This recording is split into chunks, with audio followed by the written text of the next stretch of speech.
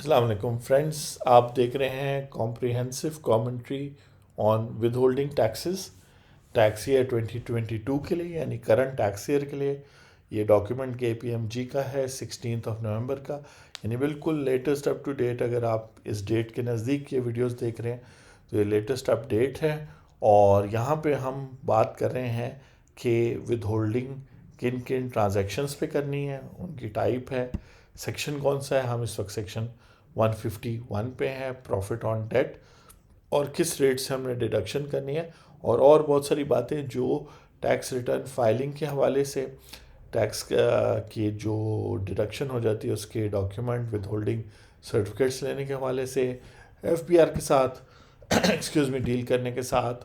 और ऑडिट और हर हवाले से हम देख रहे हैं, कॉम्प्रिहेंसिवली एक कॉमेंट्री कर रहे हैं। तो 151 सेक्शन ये कहता है इनकम टैक्स ऑर्डिनेंस 2001 का कि profit on debt being on an account और deposit maintain with a banking company और अ फाइनेंशियल इंस्टीट्यूशन। इसमें फाइनेंशियल इंस्टीट्यूशन में non banking company, leasing companies, ये सब भी आती हैं। तो इनमें से कोई भी अगर पब्लिक को अलाउ करे कि जी आप हमारे पास पैसे इन्वेस्ट करें और हम आपको प्रॉफिट देंगे, मुख्तलिफ रेट्स और स्कीम्स होते हैं प्रॉफिट के, तो जितना भी प्रॉफिट मिलेगा उसकी टोटल वैल्यू पे 15% अगर आप फाइलर हैं और 30% अगर आप नॉन फाइलर हैं आपसे डिडक्ट होगा, और रिमेनिंग आपको आपके अकाउंट में क्रेडिट हो जाएगा। ये जो 15% है ये डेबिट होके, या 30% डेबिट होके आपकी बैंक स्टेटमेंट में। बैंक में बैंक अकाउंट मेंटेन करने का ख़ास तौर पे बिजनेस पर्सनस के लिए फ़ायदा ये होता है कि आपकी साथ साथ बुक कीपिंग होती जाती है। ख़ास तौर पे अगर आप एक डिसिप्लिन तरीके से जो है वो बैंक अकाउंट यूज़ करें, अपना बिजनेस बैंक अकाउंट। याद रखें कि जो लोग ये वीडियो देख रहे हैं, और मुझे पूरा यकीन है कि बहुत सारे लोग जो प्रोफेशनल इनकम कमा रहे हैं या बिजनेस से इनकम कमा रहे हैं, उनको आइडिया नहीं होगा कि उनकी इनकम इनकम फ्रॉम बिजनेस के हेड में फॉल करती है। और कुछ केसेस में जैसे प्रॉपर्टी डीलर्स वगैरह की इनकम जो है वो कैपिटल गेन में फॉल करती है। अगर वो प्रॉपर्टी की लेन देन करें, अगर वो कमीशन लें, तो वो फिर इनकम फ्रॉम बिजनेस में आती है, और कुछ लोगों की इनकम फ्रॉम अदर सोर्सेज में आती है। तो वो चीज़ें सॉर्ट आउट करने के बाद जो है आपको ज़रूरी है कि आप अपनी करेक्ट हेड के नीचे जो है ना इनकम फाइल करें, जो आपसे डिडक्शंस हुई हैं वो सारी क्लेम करें, और उस मुताबिक अपनी टैक्स रिटर्न में फाइल करें। तो अगर ये आपको बैंकिंग कंपनी से, फाइनेंशियल इंस्टीट्यूशन से प्रॉफिट मिला है, तो अगर आप इंडिविजुअल और AOP हैं तो ये फुल एंड फाइनल टैक्स है। इसका ये मतलब नहीं है कि आपने इसको टैक्स रिटर्न में शो नहीं करना, आपने इसको अपनी इनकम फ्रॉम अदर सोर्सेज में, क्योंकि प्रॉफिट ऑन डेट है, profit on debt income from other sources में आता है, और इसको अपने फुल एंड फाइनल टैक्स वाले सेक्शन में भी शो करना है। और अगर कंपनी है तो एडजस्ट करेंगे, क्योंकि कंपनी दो दफ़ा ऑलरेडी टैक्स देती है, एक दफ़ा अपने प्रॉफिट्स पे कॉर्पोरेट टैक्स, और एक दफ़ा जब शेयर होल्डर्स को देती हैं तो डिविडेंड पे। तो अगर ये वाला टैक्स भी उनके लिए फ़ाइनल होगा तो जो है मुश्किल हो जाएगा। तो बैंकिंग कंपनीज और फाइनेंशियल इंस्टीट्यूशंस जब आपको पे करेंगी तो वो आपसे प्रॉफिट डिडक्ट करेंगे। अगर आप प्रॉफिट ऑन डेट में इंटरेस्टेड नहीं है तो आप करंट अकाउंट होल्ड करते हैं, इस तरह होल्ड करते हैं। अगली कैटेगरी है कि कोई भी ऐसा प्रॉफिट जो उस सिक्योरिटी यानी कि डॉक्यूमेंट पे जो फेडरल गवर्नमेंट ने, प्रोविंशियल गवर्नमेंट ने, लोकल गवर्नमेंट ने जो है ना, other than profit on national saving और पोस्ट ऑफिस अकाउंट है। ये बड़ा अच्छी क्लैरिटी दी है कि नेशनल सेविंग भी और पोस्ट ऑफिस सेविंग अकाउंट भी तो फेडरल गवर्नमेंट के अंडर या प्रोविंशियल गवर्नमेंट के अंडर आते हैं। तो उनको छोड़ के बाकी जो है, वापडा बॉन्ड्स पहले होते थे, अब सकू बॉन्ड्स हैं जो अभी हम देखेंगे, गवर्नमेंट भी डायरेक्टली इशू करती है। लेकिन याद रखें कि प्रॉफिट्स जो हैं, और ये बात ख़ास तौर पे इस साल टैक्स ईयर 2022 में दो बातें हैं जो नॉन रेजिडेंट लोगों ने जहन में रखनी है। एक तो ये है कि गवर्नमेंट, ये जो मैंने अभी बात की है उसका रेट वगैरह तो सेम है, तो उसके लिए तो वही बातें जो है। यहाँ पर फेडरल गवर्नमेंट अपने जो वो है प्रॉफिट को, अपनी सिक्योरिटीज़ को, यानी कि लोग प्राइवेट बैंक्स और प्राइवेट फाइनेंशियल इंस्टीट्यूशन में इन्वेस्ट करने के बजाय गवर्नमेंट के जो है ना बॉन्ड्स ख़रीदे, या सकू बॉन्ड्स ख़रीदे, या और बॉन्ड्स खरीदे, सिक्योरिटीज़ खरीदे, को ज़्यादा अट्रैक्टिव बनाने के लिए टैक्स फ्री बना देते हैं। तो ये tax free exemption second schedule में है। हर एक गवर्नमेंट बॉन्ड वगैरह जो है टैक्स फ्री नहीं होता, लेकिन जैसे अभी हम देखेंगे ये जो हैं सकू बॉन्ड्स जो हैं पाकिस्तान के, ये जो है जो गवर्नमेंट इशू कर रही है, ये इस्लामिक बॉन्ड्स हैं, इनको टैक्स फ्री बनाया गया है। तो जब ये टैक्स फ्री अगर हैं तो फिर उन पर ये 15% टैक्स डिडक्शन नहीं होगी। तो उसमें इन्वेस्ट करने का फ़ायदा ये होगा कि जहाँ प्रॉफिट आपको 100 रुपीज़ मिलना था प्राइवेट बैंक में, और गवर्नमेंट की सिक्योरिटी में भी 100 रुपीज़ प्रॉफिट मिलना था, तो गवर्नमेंट के केस में गवर्नमेंट आपको 15 रुपये डिडक्ट करके जो है 85 नहीं देगी, बल्कि 100 रुपीज़ पूरा देगी। तो ये ज़्यादातर नॉन रेजिडेंट लोगों के लिए अट्रैक्टिव बनाने के लिए, ताकि वो मुल्क में इन्वेस्टमेंट करें, क्योंकि जब वो इन्वेस्टमेंट करेंगे तो वो फॉरेन एक्सचेंज की सूरत में वो जिस मुल्क में होंगे रेजिडेंट, डॉलर है या यूरो है, उस करेंसी को जब देंगे तो स्टेट बैंक को फ़ायदा होगा। और टैक्स डिडक्शन, टैक्स एग्जाम्पशन जो है वो इन रिटर्न गवर्नमेंट जो है टैक्स फॉर गो करेगी कि चले हम टैक्स नहीं लेते, लेकिन उतनी अमाउंट का हमें एक तरह से जो है फॉरेन करेंसी का फ़ायदा हो गया। तो नॉन रेजिडेंट लोगों के लिए ये चीज़ जानना ज़रूरी है। इसके अलावा और लोकल लोगों को भी एग्जाम्पशन हो सकती है, ये चेक करने की ज़रूरत है, लेकिन ज़्यादातर नॉन रेजिडेंट लोगों को, और नॉन रेजिडेंट में फॉरेनर्स भी आते हैं, यानी नॉन पाकिस्तानीज, और वो लोग जो पाकिस्तानी आइडेंटिटी होल्ड करते हैं वो लोग भी आते हैं। यहाँ भी बैंकिंग में भी पॉसिबल हो सकता है, लेकिन आपको पहले वेरीफाई करना है 100% के है। गवर्नमेंट में तो अक्सर ये स्कीम होती है, जैसे यहाँ पर आप देखें रिटर्न ऑन इन्वेस्टमेंट इन सकू एक्सक्लूडिंग द सेकंड पाकिस्तान सकू कंपनी एंड द थर्ड, ये जो दो हैं, यानी कि यहाँ पे डिडक्शन, ये एक नया सेक्शन ऐड हुआ है 151(1)(a). तो जो इस्लामिक बॉन्ड्स हैं उसमें सेकंड और थर्ड वाले टैक्स एग्जेम्प्ट हो चुके हैं इस साल, और वो टैक्स एग्जेम्पशन नॉन रेजिडेंट्स के लिए है। और अगर वो नॉन रेजिडेंट, वो भी चेक करवा ले अपने कंसल्टेंट से। और अगर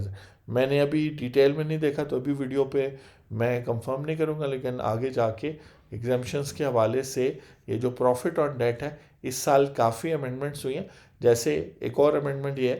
कि मैंने जैसे कहा था कि ये जो लोग टोटली रिलाय करते हैं प्रॉफिट ऑन डेट की इनकम पे, और पूरे साल में उनकी सारी इनकम सोर्स, उसमें नॉन रेजिडेंट लोग और पेंशनर तो सर फहरिस्त हैं, लेकिन और लोग भी हो सकते हैं। तो उसमें नॉन रेजिडेंट को ये फैसिलिटी दी गई है, और ये एग्जाम्पशन मैंने भी रिसेंटली देखी थी, इसको दोबारा भी डबल चेक कर लूँगा, कि उनको टैक्स फाइलिंग की रिक्वायरमेंट उनको वेव ऑफ कर दी गई है, कि अगर जो है आपको सिर्फ प्रॉफिट मिल रहा है बैंकिंग कंपनी से या गवर्नमेंट बॉन्ड्स में, और आपसे डिडक्शन हो रही है, तो जो है आप टैक्स फाइलिंग करने की ज़रूरत नहीं होगी, कि आपकी और कोई सोर्स ऑफ इनकम नहीं है पाकिस्तान में, कोई रेंटल इनकम नहीं है। तो ये जो है टैक्स फाइलिंग से एग्जाम्पशन, क्योंकि टैक्स एग्जाम्पशन का सिर्फ ये मतलब नहीं होता कि किसी ने टैक्स पे नहीं करना, टैक्स के जो प्रोसीजर्स होते हैं उनसे भी एग्जाम्पशन होती है। जैसे मैंने बताया कि जो विद होल्ड नेशनल सेविंग में बेबूद सर्टिफिकेट्स हैं, उन पे जो है सेक्शन 151 के तहत विद होल्डिंग नहीं होती, जबकि नेशनल सेविंग के जो रेगुलर इनकम सर्टिफिकेट्स हैं उन पर विद होल्डिंग होती है इसी सेक्शन के तहत। तो टैक्स एग्जाम्पशन में टैक्स भी एग्जाम्प्ट हो सकता है, लेकिन टैक्स के प्रोसीजर से भी कुछ लोग या कुछ किस्म की इनकम जो है ना एग्जाम्प्ट हो सकती है। तो ये कुछ चीज़ें थी। हम कोशिश कर रहे हैं कि कॉम्प्रिहेंसिव कमेंट्री करें, ताकि आपको पता हो कि जब आप कोई भी सिनेरियो देखते हैं विद होल्डिंग का, आपको क्लाइंट बताता है या आप ख़ुद विद होल्डिंग एजेंट बनते हैं, तो फिर आप साथ में एग्जाम्पशंस भी देखें, एग्जाम्पशन से भी अपडेट रहें, ताकि आपको पता हो कि इस शख्स से एग्जाम्पशन जो है क्या कहते हैं, आपने टैक्स डिडक्शन विद होल्डिंग करनी है, इससे नहीं करनी। जो लोग खुद अवेयर हैं, जैसे कंपनी के केसेस में होते हैं, या वो इंडिविजुअल्स जो अच्छे कंसल्टेंट्स, एडवोकेट्स, चार्टर अकाउंटेंट्स होते हैं, वो जो है टैक्स एग्जाम्पशन सर्टिफिकेट फिर ले लेते हैं साल के दौरान, अगर उनको आने वाली income in with holding sections के तहत फॉल नहीं होती, तो फिर विद होल्डिंग कराने का कोई फ़ायदा नहीं। और इस टैक्स एग्जाम्पशन के हवाले से हम बात करते रहेंगे। आगे चलते हैं इस वीडियो में कि प्रॉफिट ऑन एनी बॉन्ड। तो बॉन्ड एक फ़र्क किस्म का फाइनेंशियल इंस्ट्रूमेंट है, उस पर भी ये डिडक्शन है। बॉन्ड अब जो है कॉर्पोरेट बॉन्ड्स भी होते हैं, वो कंपनीज जो पाकिस्तान स्टॉक एक्सचेंज पे लिस्टेड है और उनकी क्रेडिट रेटिंग बहुत हाई है, जो है AAA+, इस तरह करके, जिसका मतलब है उनके कैश फ्लोज भी अच्छे हैं और अभी उनके पास उनकी बिजनेस भी अच्छा जा रहा है, तो वो जो है बॉन्ड्स इशू कर सकते हैं। उसके अलावा डिबेंचर सर्टिफिकेट्स कॉर्पोरेट सेक्टर भी इशू कर सकता है, गवर्नमेंट भी इशू कर सकता है। टैक्सेशन रेट तकरीबन सेम है। सिक्योरिटी और instrument of any kind excluding loan agreement between borrower and a banking company और डेवलपमेंट फाइनेंशियल इंस्टीट्यूशन, इस बात का मतलब यह है कि बैंक्स और फाइनेंशियल इंस्टीट्यूशन के दरमियान को छोड़ के बाकी लोग other than finance issued by banking company refer to. फिर ये मुख्तलिफ कंपनीज हैं और डिफरेंट किस्म के फाइनेंशियल इंस्टीट्यूशंस हैं जो टैक्स लॉ में जिनका जिक्र है, उनके दरमियान की ट्रांजैक्शन को छोड़ते हुए वैसे कोई भी सिक्योरिटीज़ और इंस्ट्रूमेंट इशू कर सकता है। कहने का मतलब ये है कि अगर आप उस सिनेरियो में फॉल करते हैं जहाँ कोई नया इनोवेटिव फाइनेंशियल प्रोडक्ट आता है, तब भी आप ये नहीं कह सकेंगे कि जी मैं टैक्स एग्जेम्प्ट हूँ या मेरे पे तो टैक्स लॉ अप्लाई नहीं होता, क्योंकि फिर इस सेक्शन में सिक्योरिटी एंड इंस्ट्रूमेंट में आप फॉल कर जाएंगे। एक तरह से मिसलेनियस या रेजिडुअल सेक्शन है कि अगर आप इनमें से ऊपर की किसी कैटेगरी में फॉल नहीं कर रहे, तो फिर अगर आप कोई भी सिक्योरिटी इंस्ट्रूमेंट इशू करते हैं अदर देन ये जो एक्सेप्शंस हैं, तो फिर भी आपने 15% डिडक्शन करनी है। और बेहतर है कि आप विद होल्डिंग की डिडक्शन करें, क्योंकि एज विद होल्डिंग एजेंट अगर आप डिडक्शन नहीं करेंगे तो विद होल्डिंग के ऑडिट्स भी होते हैं, लेकिन उससे ज़्यादा इंपॉर्टेंट बात ये जो ट्रांजैक्शन है गवर्नमेंट अब उनको रिकॉर्ड कर सक रही है, और गवर्नमेंट रिकॉर्ड जब करती है तो फिर आपको जो है ना उससे इनकार करना कि जी इतनी पेमेंट्स आपने की थी या नहीं की थी, तो वो जो है ना मुश्किल हो जाएगा। यहाँ पे ये सिनेरियो भी आएगा कि हो सकता है DHA हो गया, बहरिया हो गया, ये आगे चल के या रियल इस्टेट इन्वेस्टमेंट ट्रस्ट वगैरह अब और भी फाइनेंशियल नॉन फाइनेंशियल इदारे वो मुख्तलिफ सिक्योरिटीज़ इशू करते हैं, तो सब जो है ना इसमें फॉल करेंगे और ज़रूरी है कि आप प्रॉपर विद होल्डिंग करें। इससे रिलेटेड जो सेक्शन है वो भी जल्दी से देख लेते हैं कि अगर इन्वेस्टमेंट इन सुकू हो और कंपनी हो तो ये 25 to 50% है और ये एडजस्टेबल है। और यहाँ देखें कि यहाँ एक ही सिर्फ उसकी बात हो रही है ट्रांजैक्शन की, इन्वेस्टमेंट इन इस्लामिक बॉन्ड्स जो है, और अगर कंपनी करे तो ये रेट से, अगर इंडिविजुअल और कंपनी AOP करे where the return is more than 1 million तो फिर ये रेट्स हैं, और अगर इंडिविजुअल और AOP करे where return is less than 1 million तो रेट्स कम है फाइलर के लिए, नॉन फाइलर के लिए, और ये जो है ना फाइनल डिडक्शन नहीं। यानी कहने का मतलब ये है कि गवर्नमेंट ने क्लैरिटी कर दी है, और टैक्स लॉ इसीलिए कॉम्प्लिकेटेड हो जाते हैं क्योंकि टैक्स लॉ में क्लैरिटी बहुत ज़रूरी है। और जितने भी हैं टैक्स दोस्ती के हमारे क्लाइंट्स हैं, हम उनको कॉन्स्टेंटली समझाते रहते हैं, ख़ासतौर पे मेरे से जब उन लोगों की बात होती है तो मेरी तरफ से बहुत ज़्यादा क्लैरिटी उनको देने की कोशिश होती है। कभी कभार क्लाइंट्स भी घबरा जाते हैं इतनी ज़्यादा क्लैरिटी लेके, लेकिन मकसद ये है कि जब तक क्लियरली टैक्स लॉ में आपकी इनकम, आपके टैक्स रेट, आपकी टैक्स कंप्यूटेशन का तरीका, आपकी टैक्स रिटर्न के तरीके जब तक क्लियर नहीं होंगे तो उस वक्त तक गवर्नमेंट आपसे टैक्स डिमांड नहीं कर सकती। जिसका ये मतलब नहीं है कि सब लोग टैक्स फ्री हैं, इसका ये मतलब ये है कि आपको खुद भी क्लियर होना चाहिए कि अगर आप कंपनी हैं, आप इंडिविजुअल है, AOP हैं, अब आप इन्वेस्टमेंट इन सकू कर रहे हैं, आप एक इंडिविजुअल है और आपकी इन्वेस्टमेंट जितनी भी है उस पर टोटल जो प्रॉफिट आया वो साल का 1 मिलियन से यानी 10 लाख रुपए से कम है, तो बैंक अब ये वाली डिडक्शन अगर आपसे 12.5% कर रहा है तो फिर आपके टैक्स राइट वायलेट हो रहा है। टैक्स दोस्ती में कोशिश यही है कि जो फंडामेंटली ये सारी वीडियोस आप देखते हैं कॉम्प्रिहेंसिव, चाहे कमेंट्री इनकम टैक्स पे हो, विद होल्डिंग टैक्सेस पर हो या वैसे भी हो, तो वहाँ पर आपको पता होना चाहिए कि आपका टैक्स राइट क्या है। जब आपकी मिनिमम ये है, अब ये एक स्ट्रक्चर बना है तो ये आपकी भी रिस्पॉन्सिबिलिटी है कि आप अपने बैंक को साल के शुरू में, और साल हमेशा शुरू होता है 1 जुलाई से, ख़ासतौर पे इंडिविजुअल्स और AOP के लिए, कंपनीज़ के लिए भी होता है लेकिन कंपनीज़ में कुछ के साल सितंबर या जनवरी में या किसी और महीने से भी शुरू हो सकते हैं। तो उस हवाले से ये आपने देखना है और अपने आप को फाइलर रखना है, क्योंकि इसमें डाउट ना करें कि जी मैंने तो सिर्फ इन्वेस्टमेंट इन सकूक की है, इस्लामिक बॉन्ड, या मुझे तो सिर्फ बैंक पे प्रॉफिट आता है। बहुत सारे क्लाइंट्स होते हैं वो अनअवेयर होते हैं कि उनको बैंक में जो प्रॉफिट आ रहा है, चाहे वो जितनी भी अमाउंट है, वो उसको अपनी टैक्स रिटर्न में शो नहीं करते। और देन अगेन एफबीआर के चुने के वो विद होल्डिंग स्टेटमेंट से जो है प्रोग्राम करके, एक कंप्यूटर प्रोग्राम करके वो जो है मैन्युअली उनको सर्च करने की ज़रूरत नहीं है, वो सारी टैक्स रिटर्न्स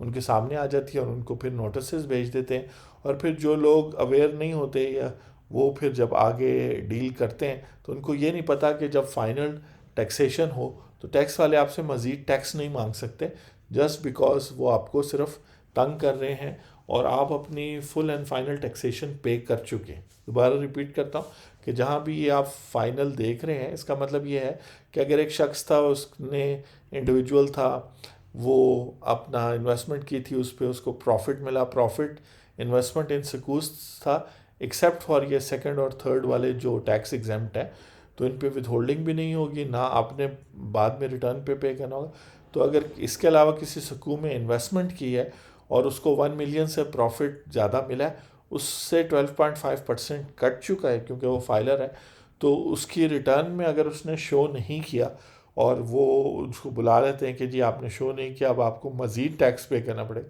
तो वो बात गलत है। मज़ीद टैक्स पे करने की ज़रूरत नहीं है, उसको सिर्फ अपनी टैक्स रिटर्न रिवाइज करनी पड़ेगी, और रिवाइज करने की भी कोई पेनल्टी नहीं है एज लॉन्ग एज बुरी इंटेंशन से आपने या झूठ ना बोला हो या गलत बयानी टैक्स रिटर्न में ना की हो जिसको फिर आप रिवाइज करें। तो गलती से आपसे रह गया, जो ये गलती अक्सर देखने में आती है, इसलिए मैं इस वीडियो पे बात कर रहा हूँ कि ये जो है ज़रूरी है कि आप इसको जो है ना अपनी टैक्स रिटर्न में अपनी सारी इनकम, अगर सैलरीड पर्सन भी हैं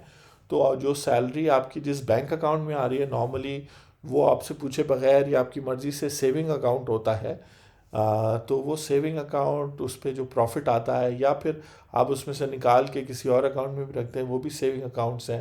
या नेशनल सेविंग से कुछ आता है, या इस्लामिक बॉन्ड्स में इन्वेस्ट करते हैं, जो भी आप करते हैं, इस इनकम का ख्याल रखें। पैसिव इनकम है लेकिन इस पर टैक्स डिडक्शन होती है। नोट करें ये जो रेट्स हैं, कंपनी के लिए तो 25% काफ़ी है, लेकिन इंडिविजुअल के लिए बाकी प्रॉफिट ऑन डेट से कम है। इसका ये भी मतलब है कि गवर्नमेंट, जैसे मैंने आपको कहा था, यहाँ कुछ नॉन रेजिडेंट्स और कुछ किस्म के लोगों के लिए तो गवर्नमेंट उनको टैक्स फ्री कर देती है। यहाँ भी आप देख सकते हैं कि रेट्स इंडिविजुअल के लिए 15% से कम है। इन्वेस्टमेंट इंसेंटिव दिया हुआ है कि जो लोग प्योरली रिलाई करना चाह रहे हैं सेविंग्स पर और उनके प्रॉफिट पे, सेविंग्स के प्रॉफिट पे, उनके लिए ये 2.5% या 5% टैक्स भी अगर कम होता है तो काफ़ी अमाउंट बन जाती है। इसके बाद हम करेंगे अगली वीडियो में पार्ट 9 में पेमेंट टू नॉन रेजिडेंट्स। इसका मतलब है कि जो नॉन रेजिडेंट लोगों को पेमेंट होती है, लेकिन बहुत सारी बातें होंगी नॉन रेजिडेंट के हवाले से। उम्मीद है कि आप ये वीडियोस एंजॉय कर रहे हैं इन द सेंस कि आपको एक ब्रॉडर अंडरस्टैंडिंग हो रही है कि एक तो टैक्स कंप्यूटेशन है, टैक्स लाइबिलिटी कैलकुलेट होती है आपके as an individual, as a business person, as a salaried person या कंपनी या पार्टनरशिप, वो फ़र्क है। और ये विद होल्डिंग टैक्सेस जो हैं वो उनकी लॉजिक फ़र्क है। तो ये हम लॉजिक देख रहे हैं कि अगर आप एक ट्रांजैक्शन करेंगे तो उस पर क्या विद होल्डिंग होगी, और उस विद होल्डिंग के बाद में आप अपनी टैक्स कंप्यूटेशन में कैसे शामिल करेंगे। अपना ख्याल रखें जी। Thank you very much.